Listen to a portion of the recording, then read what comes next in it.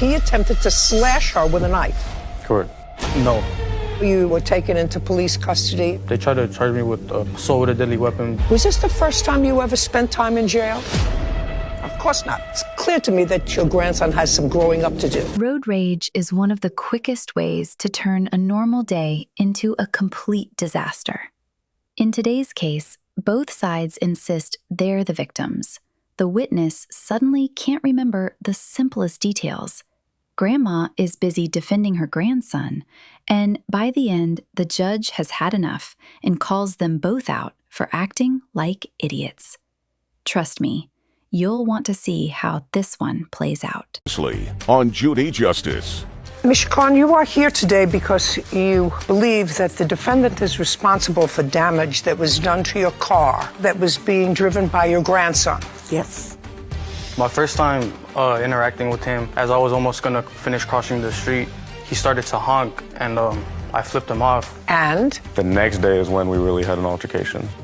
I was sitting in my car. He came up to me with a knife and immediately stuck it in the window, tried poking me. He kicked the door about 5 times while I was trying to get out. How did Mrs. Chacon's car get damaged?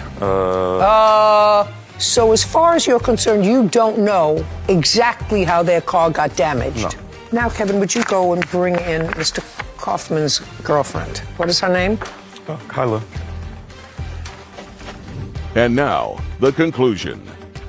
Lucille Chacon is suing her neighbor, Seth Kaufman, for car damages resulting from a fight with her grandson. Now you can sit down. I want to talk to Kyla. You can sit down. Kyla, what's your last name? Steed, S-T-E-E-D. How long have you and Seth been a couple? Going on 2 years now. He has bad temper. Sometimes. Sometimes. We're going to go back because you were driving in the car with him. Yes. Plaintiff's grandson was crossing the street. Where were you going? I don't really remember. Think. Probably to the store, or like to get something to eat. It's 10 o'clock in the morning. Yeah. Mm-hmm. You live together? No. Well, yes. Just a second. That's either a yes? Yes. Or a no, or a sometimes. It's never a maybe. It's a yes. Where do you live together? I live in his car. You live in his car? Yes. And where does he live? He lives with his mom. How long have you been living in his car? A good minute. I'm not sure. A month, a week, 6 months? I don't know. Can't think of the time. Do you ever go to his mom's house? Sometimes. You ever stay over at his mom's house? Sometimes. Okay. So I want you to tell me what happened on September 15th when the plaintiff crossed the street. I don't really remember. We're off to a great start, aren't we? Girl, if you can't remember the destination, how are we supposed to trust your play-by-play of the road rage? At least bring your memory with you before you take the witness stand. Yeah, I can't really remember. Where do you come from? Where do you live now? In what county, city? Oceanside. California? Yes. How old are you? 22. So I'm going to try to refresh your recollection so that we can start. Okay. Because not remembering doesn't work for me. Okay. This young man was crossing the street. You're driving with your boyfriend in his car where you sometimes live. You're a passenger, he's a driver. Okay. He's crossing the street. Your boyfriend honks the horn. He flips him off. Okay. Your boyfriend pulls over into a parking lane, puts on his hazards, according to him. What do you say to your boyfriend? I think I just follow him and... Followed him where? To go get back in the car, basically. That's what you told him. So far, so good. Get back into the car, let it go. When he pulled the car over, did you tell him to let it go and just go? I think so. Think. I just remember... I don't remember. Okay. You've been with him 2 years, correct? Yes. And the place where he lives, his father also lives. Is that right? Yes. What's his father like? He's a pretty nice guy. Did you ever see Seth with a knife? No. Does he have one? Not that I know of. Does he have any weapon Not that that you ever saw? No. What about his father? His father have a weapon? Mm-hmm. Ever see? Not that I know of. Now I want you to go back to the next back in your memory to the next day. This is the day after this incident happened in the street. And ultimately, his father was there. Between you and his father, you got him to separate, and you all went on your merry way. Yes. On the 15th. Now I want you to think back to the 16th, which is the day after. Okay. You and your boyfriend were outside, and you were having an argument. Yes. And you walked away from him, and you went to the median in the street. Yes. Okay. What was the argument about? I had did something to upset him. What did you do? I was talking to another guy. That he saw, or that was on a text? It Or... was on a text. Okay. And so he was upset. Yes. Where had you been right before you got outside? If I'm not mistaken, I think that's when we were at his dad's house, inside his dad's house. So you were at Dad's house? And if not, it was either in his dad's house or outside in the car. Okay. Was he yelling at you?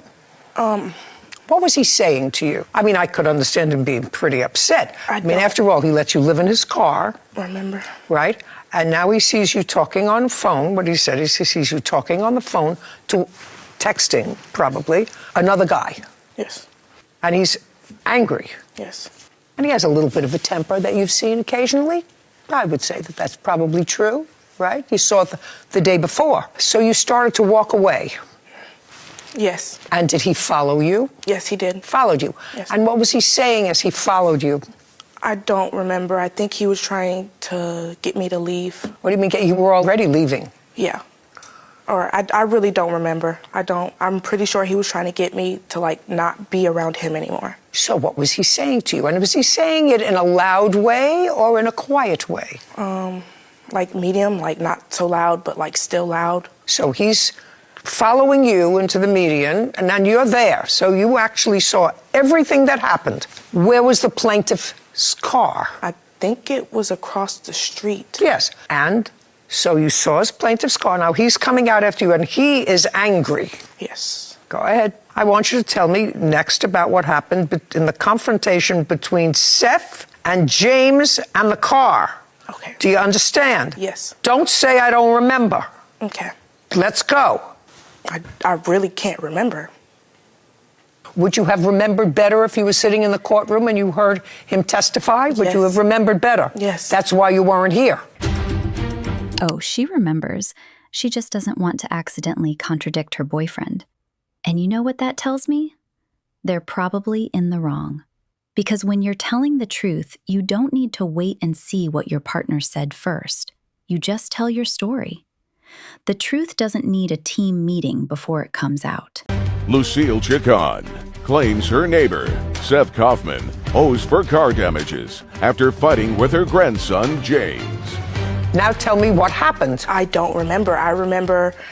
You do understand, Seth. You do understand, Seth, that because she can't remember, you're going to pay for the damage to the car. You do understand that. I did not understand. Oh, well, I'm telling you, if she is so intimidated by you that she can't tell me... Oh, you think it's that him? That she can't tell me what happened on September 16th. That she can't tell me what happened on September 16th, and she's your witness, you're going to pay for the damage to the car. Do you understand? I want you to be clear about that. Kyla, if you can't remember, he's going to pay for the damage to the car. Okay. You understand? I understand. Now, do you have any memory of what happened on September 16th other than the fact that he was angry that you were texting with another guy? I remember crossing the street, and then next thing I know is I hear yelling. So I turn around, and they're going at each other. What does that mean? Tell me. They're yelling at each other. Just yelling? Just yelling. Okay, and so now you have to watch them. They're yelling at each other. I get in between them. Because they're yelling at each other. You walked over to where they were. Yes. And physically put your body in between them. Yes. Okay. Was James in his car or out of his car? I think he started off in his car. And that's correct. I don't remember how it started, but he had somehow tried to get out. I guess my boyfriend kicked the door, and then that's when he grabbed it. Like, he had got out eventually, and then he had a knife in his hand. James did. Yes. And that's when I kind of backed up, but I was still trying to tell Seth to, like, let's just go and leave it alone. Smart. And after that, it kind of just ended. The cops had came. Okay, good. Now you can change places with each other. Okay. Now I'll see an estimate for the damage.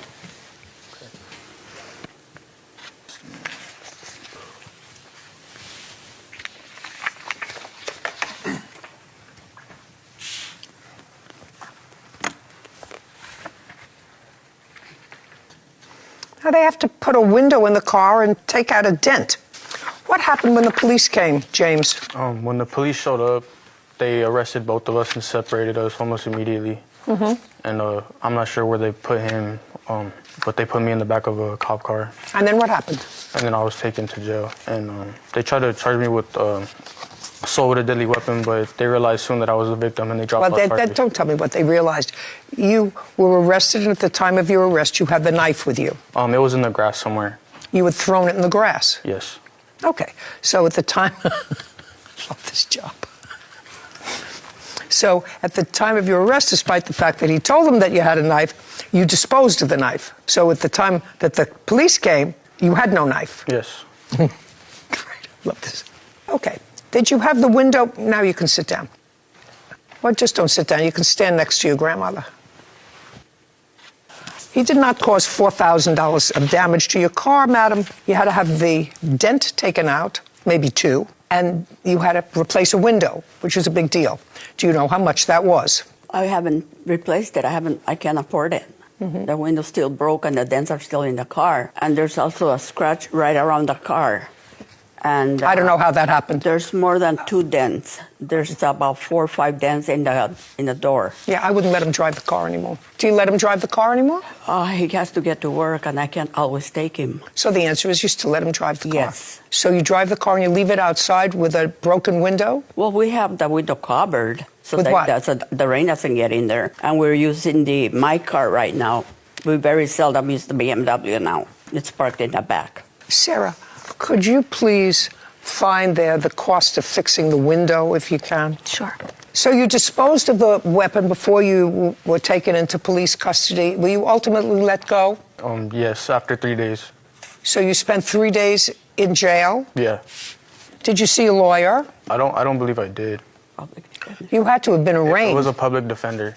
Well, that's a lawyer. I wasn't quite sure. That the person was a lawyer? Or a public defender. I don't know the difference, to be honest. Public defender is a lawyer. Or who does it cheaper. But I want a lawyer. I don't have a lawyer. I have a legal aid. I see for a tint glass, but it doesn't break out besides taxable parts and labor, but it doesn't break out for... See if you can look up replacing a BMW small window, Sarah. Okay. See if you can find that, because that's what he's going to do. Actually, I think there's a line item here, rear door stationary vent glass, remove, Yes. replace, $133 at the very bottom, the last line item, if you want to just take a look. And then there is an additional tint glass. Here, I'll just circle it. I circled it for an additional $75.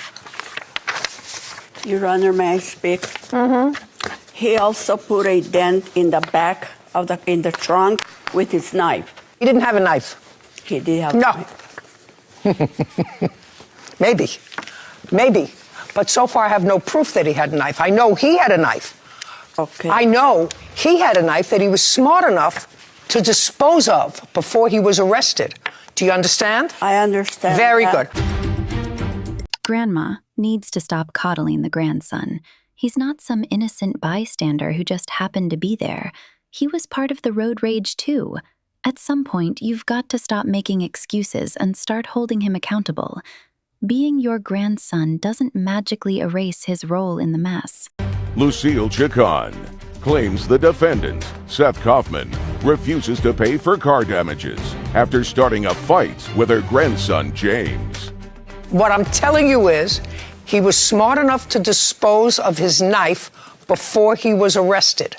Do you understand? If the police had found the knife on him, probably would have been a whole different story. Was this the first time you ever spent time in jail? No. Of course not. Immediately prior to this incident, when had you been in jail before? About a week. For what? Domestic violence. Against whom? My ex-girlfriend. Great. What happened with that case? She attacked me, so I smacked her once, and then some neighbors saw and called the cops. Now, that was about a week before. Immediately prior to that. That was it, the domestic violence and then assault with a deadly weapon. 2 things. Yes. The only time that you've been arrested. Yes. Really? What about you? Well, I didn't get arrested that day. No. Prior to September 16th, when had you been arrested immediately before? Never. Never. I had been detained before. But You've been what? Detained, where they'd sit you on the curb and stuff, but never arrested. Me and my girlfriend were having a spat outside. We got detained because the neighbor said we were too loud, but we weren't arrested. We were just talked to, told to quiet down, and then we all went on our way. Okay, so I'm going to tell you this, Ms. Chacon. You got to stop thinking that he's an innocent victim. Do you understand? Yes. He's 19 years old, right? Yes. How old are you? 74. Ever been arrested? No. I'm 81. Never been arrested. 26. Never been arrested. I don't even have to go on this side. You got the gist of what I'm saying to you. He's 19. He was arrested twice within 1 week. Doesn't that tell you something? We've Either he's talked about the... it several times, yes. We talked about what? About him staying out of trouble and just concentrating on working, which is what he's doing now. Okay. And he did have the money to buy that car. He had worked a whole year putting money away for the down payment on the BMW. And? So he's very responsible. And also on the police report, it was mentioned that they believe he hit the window with the back of the knife, and that's how he cut his hand. Oh, I'd like to see the police report, please, before I make a decision about how much your grandson is going to contribute to fixing the car. Because both of these characters acted inappropriately. You would agree with that, Ms. Chacon, wouldn't you? Yes. Perfect. So that they should both bear the responsibility. One, it's really Dumb and Dumber. Also, the same police officer who arrested you this time arrested you in the domestic violence case? Yes. Let's read on. How come neither one of you told... Stand up. Over there. Did you tell the police that he tried to stab her with a knife? Yes, I did. How come in all this conversation that we had today so far, we've been at this for 40 minutes, I never heard from you that he tried to slash her with a knife? I didn't want to talk out of turn. I was waiting for my turn to talk. You idiot. There was a few things You're idiot. left out. So far, I have to tell you what you've told me about yourself, that you got out of your car because someone disrespected you, Yes. right? That you went over to him because, whatever, because you had a big fight with your girlfriend about something else. That you told me. The most important thing that's in this police report is your claim that everybody else denies that he attempted to slash her with a knife. Correct. That you forgot to tell me. Yes. Okay. Lest I forget it and didn't have the time to. Okay, I'm finished with this case. I don't have to read it anymore. It's clear to me that cross your hands. Sorry. It's clear to me that your grandson has some growing up to do. First, you should get him to take the hair out of his eyes. He'd be more successful. He could see where he's going. Second thing is, he's going to pay for half the damage to your car. And at most, the damage to your car is $1,000. So he's going to pay $500 because all I'm charging them is $500. Do you understand? Yes. We're done. Thank you very much. Judgment for the plaintiff in the amount of $500. This court is adjourned. Goodbye. In the end, I think the judge got it right by making both parties pay half. They were both acting foolish, and neither one was completely innocent. Road rage isn't a competition to see who can be the loudest or the toughest. All it takes is one bad decision, one wrong person, and what started as a minor traffic incident can turn into a tragedy. You might think you're the toughest person on the road, but one day you could cross paths with someone who's even more reckless, and that is a gamble that's simply not worth taking. Let this be a reminder. Your pride isn't worth your life. Sometimes the smartest thing you can do is drive away and let it go. If you enjoyed today's case, don't forget to like this video, subscribe if you haven't already, and let me know your thoughts in the comments below.